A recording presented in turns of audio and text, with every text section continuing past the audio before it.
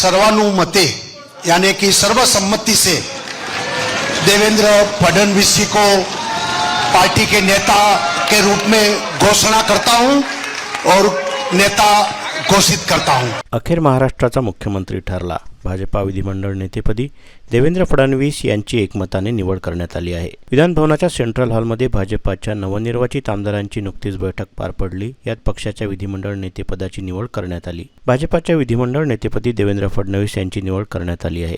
पक्ष निरीक्षक म्हणून राज्यात आलेले गुजरातचे माजी मुख्यमंत्री विजय रूपाणी आणि केंद्रीय अर्थमंत्री निर्मला सीतारामन यांच्या उपस्थितीत भाजपा विधिमंडळ आमदारांची बैठक पार पडली। या बैठकीत देवेंद्र फडणवीस यांच्या नावावर शिक्कामोर्तब झालं असून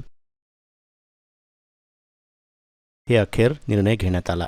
भाजपा विधिमंडळाच्या बैठकीनंतर महायुतीचे नेते दुपारी राज्यपालांकडे जाऊन सत्ता स्थापनेचा दावा करणार आहेत। सकाळी 11 वाजता विधान भवनाच्या सेंट्रल हॉलमध्ये भाजपा विधिमंडळ आमदारांची बैठक पार पडली। या बैठकीत भाजपाचे 132 आमदार याशिवाय भाजपाला पाठिंबा दिलेले 5 इतरही आमदार उपस्थित होते। बैठकीपूर्वी भाजप नेते आमदारांमध्ये मोठा उत्साह पाहायला मिळाला। या बैठकीसाठी विधान भवनाची सजावट करण्यात आली होती। याशिवाय भाजपा आमदारांनी एकसारखे फेटे परिधान केले होते। या बैठकीला सुरुवात होण्याआधी नेत्यांनी पक्षाचे निरीक्षक निर्मला सीतारामन आणि विजय रूपाणी यांचं स्वागत केलं। बैठकीआधी भाजपा कोअर कमिटीची बैठक पार पडली। त्यात प्रस्ताव कोण मांडणार, सूचक अनुमोदन कोणाचं असणार हे ठरवण्यात आलं। तोपर्यंत भाजपा आमदार सेंट्रल हॉलमध्ये जमले।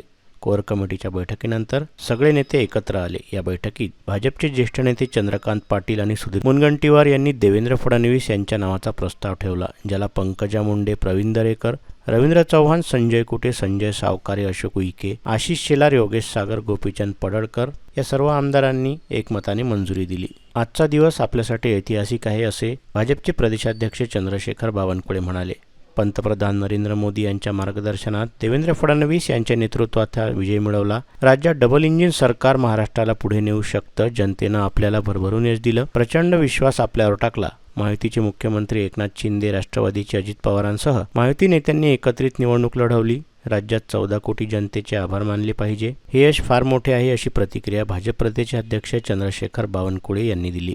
खरं तर आपल्या सर्वांकरता आज आनंदाचा दिवस आहे। या जो ऐतिहासिक विजय आपल्याला मिळाला आहे,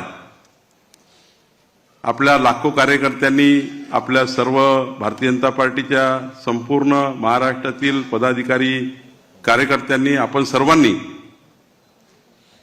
भारतीय जनता पक्षाचे आपले सर्व उमेदवार आपण होतो, आता आपण आमदार आहोत, पण आपण सर्वांनी या ठिकाणी माननीय पंतप्रधान नरेंद्र मोदींच्या नेतृत्वामध्ये, त्यांच्या मार्गदर्शनाखाली आणि माननीय आपले नेते देवेंद्रजी फडणवीस साहेबांच्या नेतृत्वामध्ये आपण हा महाविजय, ऐतिहासिक महाविजय व्हावा याकरता सर्वांनी खूप प्रचंड ताकद लावली, खूप प्रचंड मेहनत केली। माननीय मोदींच्या नेतृत्वामध्ये आपण या ठिकाणी डबल इंजिन सरकार या महाराष्ट्रामध्ये, या महाराष्ट्राला पुढे नेऊ शकतो। महाराष्ट्र हा देशातलं सर्वोत्तम राज्य होऊ शकतं आणि हे जनतेला, मतदारांना पोहोचवण्याकरता आपण सर्वांनी काम केलं आणि जनतेने आपल्याला भरभरून यश दिलं। जनतेने प्रचंड मोठा विश्वास आपल्यावर टाकला। आपले महायुतीचे मुख्यमंत्री एकनाथ शिंदेजी आणि राष्ट्रवादी काँग्रेस पक्षाचे अध्यक्ष माननीय अजित पवारजी आणि आपल्या महायुतीच्या सर्वच नेत्यांनी या ठिकाणी आपल्या महायुतीसोबत ही निवडणूक लढली। खरं तर यावेळी जास्त भाषणाचा स्कोप नाही आहे, पण या महाराष्ट्राच्या 14 कोटी जनतेचा आपण आभार मानलं पाहिजे की जनतेने भारतीय जनता पार्टी आणि महायुतीवर विश्वास त्या ठिकाणी टाकला आणि आपल्याकरता आनंदाची गोष्ट आहे की आपण 149 सीट भारतीय जनता पार्टी म्हणून लढवल्या। आपल्याला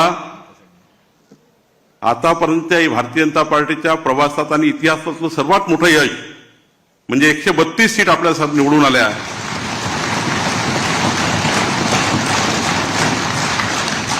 जर आपण आतापर्यंत इतिहासातला आपला सर्वात मोठा विजय आहे।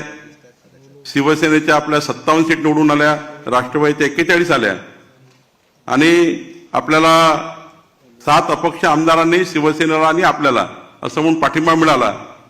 आपला आता विधानमंडळाचा विधिमंडळ गट जर विचार केला तर 237 जवळपास आमदाराचा गट या ठिकाणी असणार आहे आणि भाजपाचा जर विधिमंडळ गट विचार केला भाजपाचा तर 132 आणि 5 अपक्ष असे 137 आमदाराचा गट आपला असणार आहे.